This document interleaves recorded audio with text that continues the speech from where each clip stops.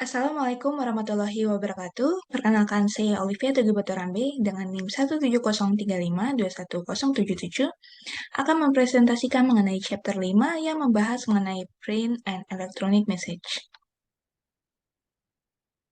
Yang pertama ada the advantage and disadvantage of written message.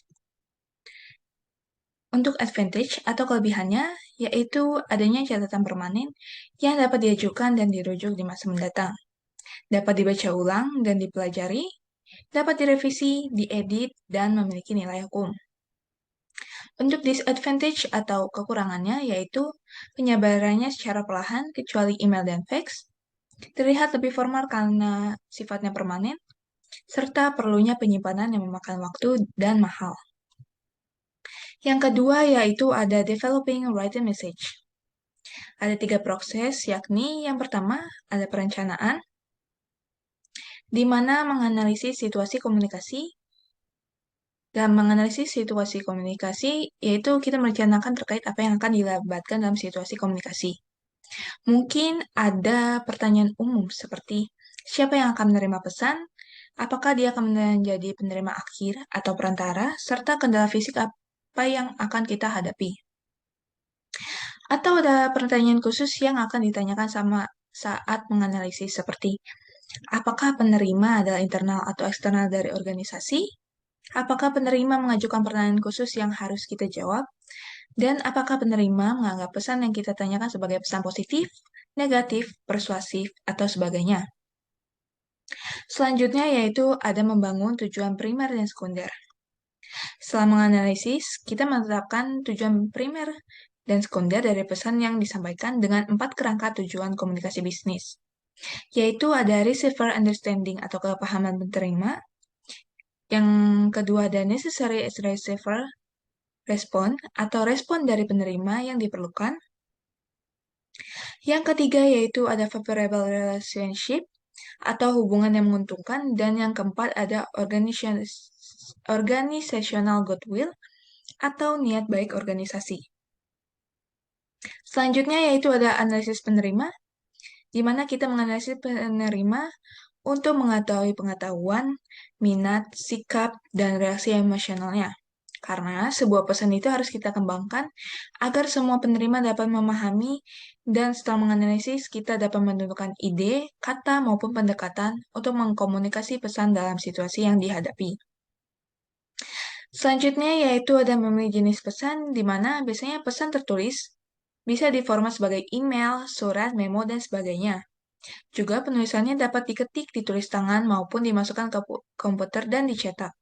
Maka kita memilih jenis pesan yang paling sesuai.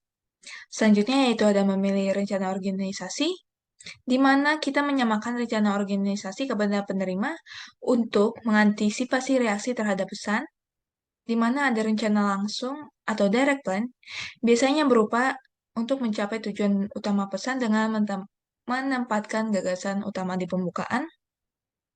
Sedangkan ada indirect plan, di mana terbuka di tempat netral atau titik kesepakatan.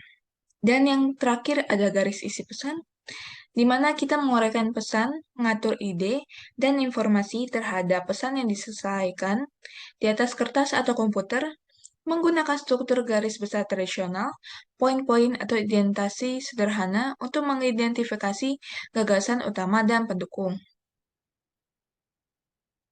Selanjutnya ada penyusunan atau drafting, di mana dengan catatan atau rekaman dari proses pembuatan kerangka, kita membuat draft pesan yang menerapkan prinsip komunikasi bisnis sesuai sudut pandang diri sendiri dan berfokus pada konten. Selanjutnya ada finalisasi, meliputi revisi pesan, di mana kita mengubah isi pesan dengan membaca dan berdasarkan sudut pandang penerima. Jika ada kelemahan dalam pesan, kita menjadikan kesempatan untuk meningkatkan pilihan kata, pengembangan kalimat, dan pembentukan paragraf. Kamus juga dapat membantu untuk pemilihan kata yang tepat. Selanjutnya yaitu ada edit pesan. Setelah kita merevisi, maka dalam proses edit, biasanya kita mengoreksi pesan apakah benar secara mekanis dengan pemeriksaan ejaan untuk membantu mengoreksi, dan juga pemeriksaan tata bahasa untuk menganalisis dokumen seperti panjang kalimat, kosakata, dan pilihan kata. Yang terakhir yaitu ada membaca pesan, di mana proofreading ini dilakukan secara revisi dan mengedit, meliputi pembacaan pesan untuk mengetahui isi, membaca lagi terkait ejaan, tata bahasa, dan tanda baca. Yang ketiga yaitu determining vocabulary level atau menentukan level vocabulary,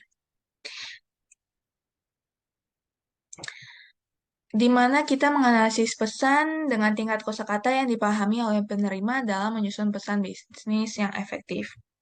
Ada 3 hal penting. Yang pertama yaitu ada readability formulas atau formula keterbacaan untuk memeriksa tingkat kosakata yang umumnya menilai panjang kalimat, jumlah suku kata atau karakter, dan kompleksitas struktur kalimat. Yang kedua yaitu ada readability ratings atau peringkat keterbacaan di mana kita peringkat tingkat kosakata dari rumus keterbacaan mencerminkan peringkat tingkat kelas untuk memahami materi tertulis bagi seseorang.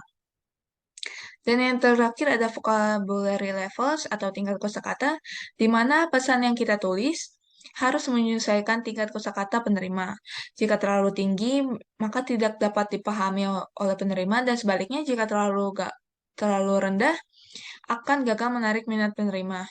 Rumus keterbacaan sebagai alat penting menganalisis pesan atau tingkat kosakata.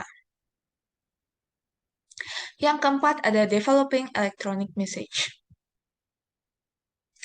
Yang pertama ada electronic mail atau surat elektronik, di mana email ini sebagai metode pertukaran yang efisien, nyaman, dan ekonomis. Email sebagai metode komunikasi baik bagi teman, keluarga, kolega, dan organisasi yang berkembang penggunaannya dibandingkan surat cetak.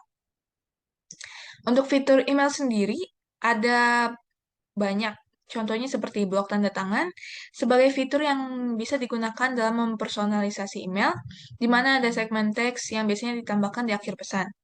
Ada buku alamat sebagai fitur untuk menyimpan email, ada daftar distribusi sebagai sekelompok alamat surat dari beberapa penerima, dan yang terakhir ada respon otomatis untuk memberitahu pengirim email bahwa email tidak dapat dibalas secara segera.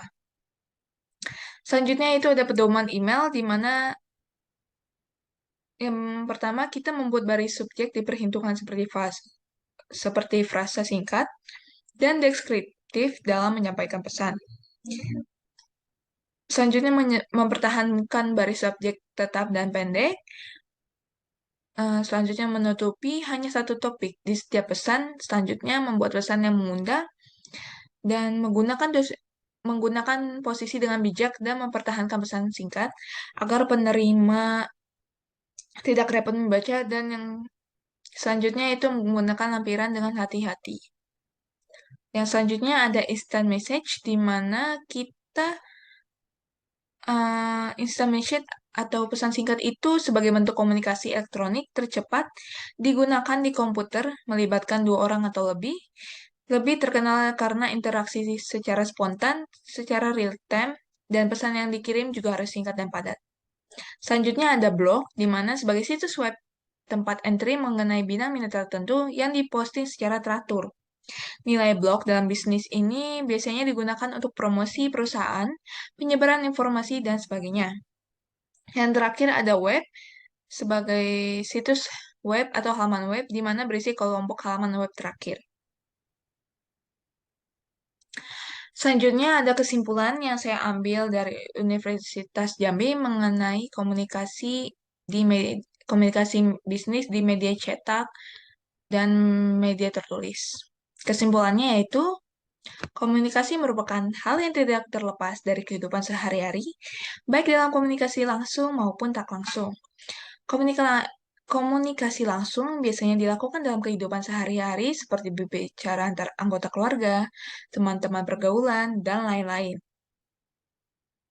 Komunikasi tak langsung bisa melalui media komunikasi, baik seperti surat, media cetak, maupun elektronik seperti buku, surat, handphone, media sosial, dan lain-lain. Dalam dunia bisnis sendiri, baik berskala besar, kecil, menengah, tidak terlepas dari media surat, media cetak, maupun media elektronik. Hal ini dikarenakan untuk memudahkan pelaku bisnis dalam menyampaikan pesan-pesan bisnis. Dan tidak hanya itu, media komunikasi bisnis ini digunakan pemimpin organisasi bisnis dan dapat memudahkan untuk berkomunikasi kepada bawahannya. Sekian presentasi dari saya, kurang lebihnya mohon maaf. Wassalamualaikum warahmatullahi wabarakatuh.